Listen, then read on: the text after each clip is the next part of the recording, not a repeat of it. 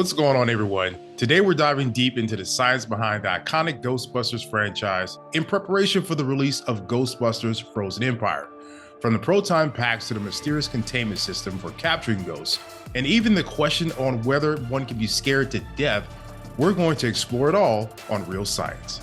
First up, before we start talking ghosts and science, I need to make sure everyone on this episode believes in UFOs, astral projection, mental telepathy, ESP, clairvoyance, spirit photography, telekinetic movement, full trance mediums, the Loch Ness Monster, and the theory of Atlantis. Because if not, then this episode is not for you. If there's a steady paycheck in it, I'll believe anything you say. Well, then let's dive right in. And you know, we're going right for everyone's favorite Ghostbusters device, the proton pack.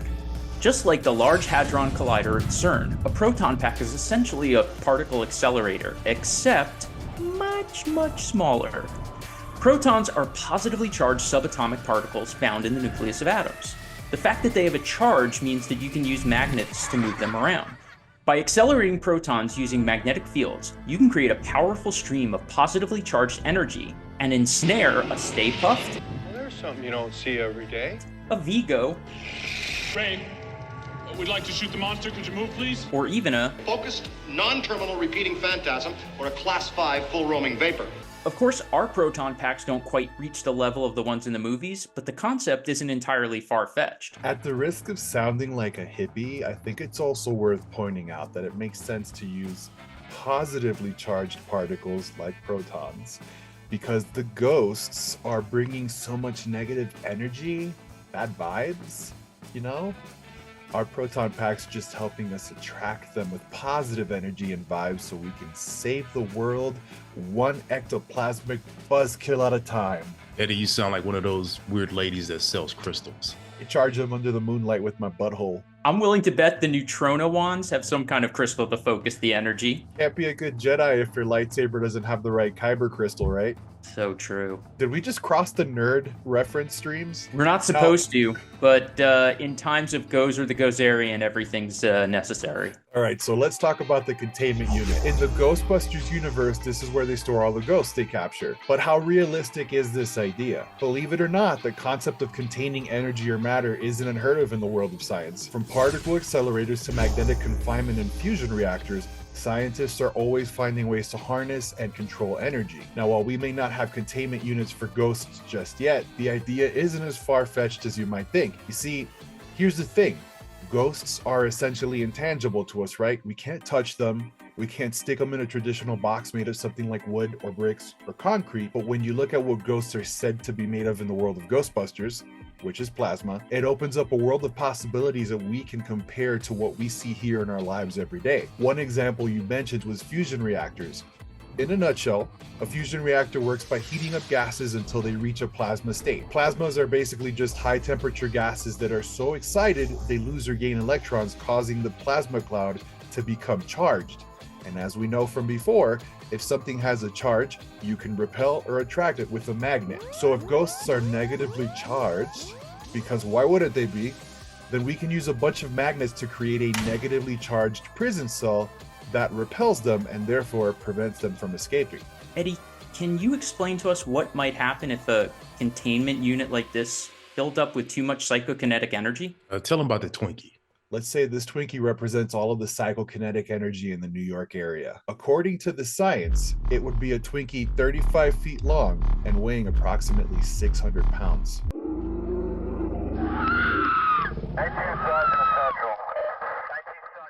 That's a big Twinkie. What are things overheard in Lindsey Graham's bedroom for 500, Alex? Serious question. What am I thinking about right now? Krispy Kreme donuts? Dookie booty?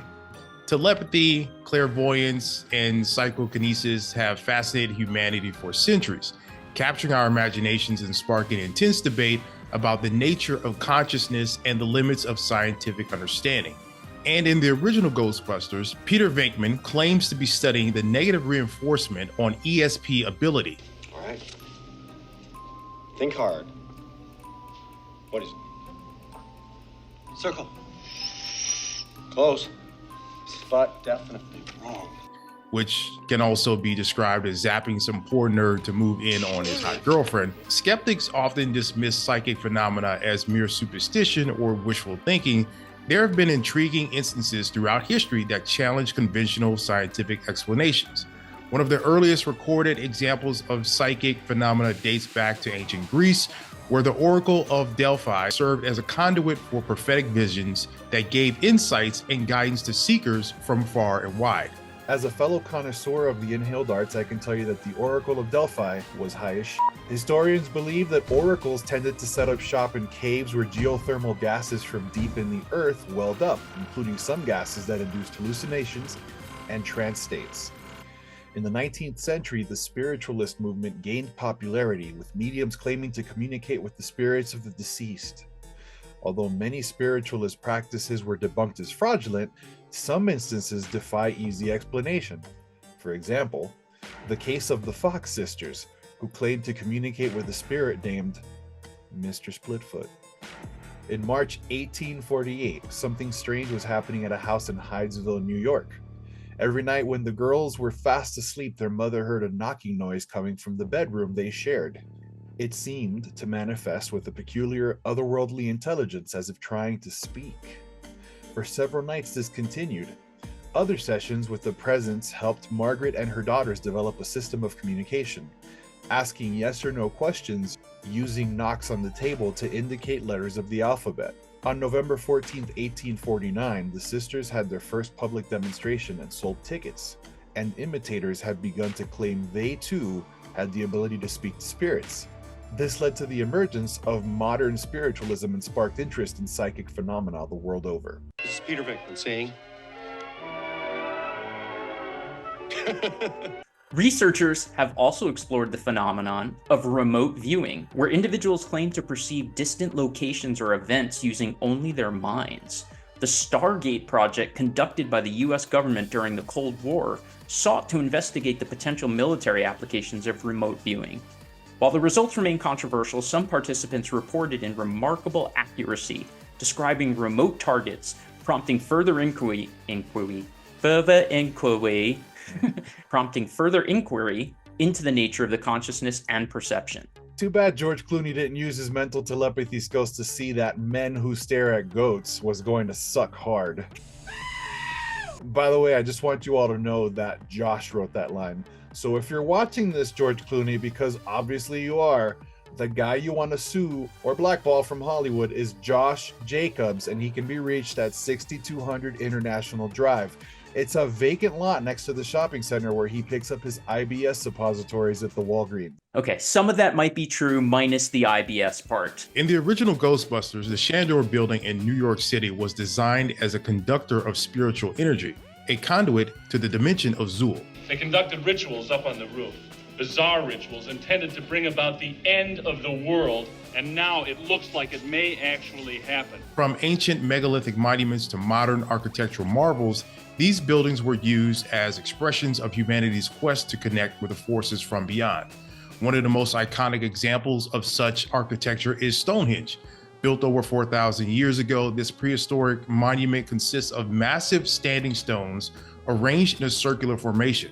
While the exact purpose of Stonehenge remains debated, many theories suggest it served as a celestial observatory, aligning with the movements of the sun and moon to track astronomical events. Some believe that Stonehenge was designed to channel spiritual energies or serve as a portal to other realms, reflecting the ancient people's reverence for the cosmos. Can you imagine if we went back in time and they just used it for circle jerk? Or it was the very first setup of dominoes that nobody pushed down. They built them too big. Or did they? Maybe giants built them and the giants just never got around to it. And they left to go to the other circle. One thing we ironically have not really talked about yet is the science behind ghosts. While the existence of ghosts remains unproven within the framework of mainstream science, the fascination with paranormal phenomenon persists across cultures and throughout history. Exploring the science behind ghosts requires delving into various fields. From a physiological standpoint, certain environmental factors can contribute to sensations. For example, infrasound, which refers to sound frequencies below the threshold of human hearing, has been linked to feelings of uneasiness, chills, and even hallucinations. Natural phenomena such as electromagnetic fields or EMF and fluctuations in air pressure have also been proposed as potential triggers for ghostly experiences. In the realm of quantum physics, some theories attempt to explain the existence of ghosts with quantum entanglement and parallel universes. These hypotheses suggest that consciousness may transcend physical boundaries, and that ghosts could be manifestations of energy or information from alternate dimensions. And finally, let's tackle the question of whether one can be scared to death. Throughout the Ghostbusters movies, we see how powerful emotions, particularly fear and negativity, can influence the supernatural world. You ignorant, disgusting blob! You're nothing but an unstable short-chain molecule! You foul, obnoxious mob! Whatever this stuff is, it responds to human emotional states. While being scared to death might sound like something straight out of a horror movie, there's actually some scientific basis to it.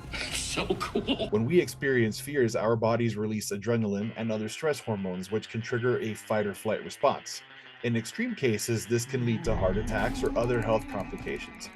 So while ghosts might not be lurking around every corner, the idea of being scared to death is rooted in real biology. It's just another example of how our minds and bodies are connected in fascinating ways. Josh, you're looking a bit tired.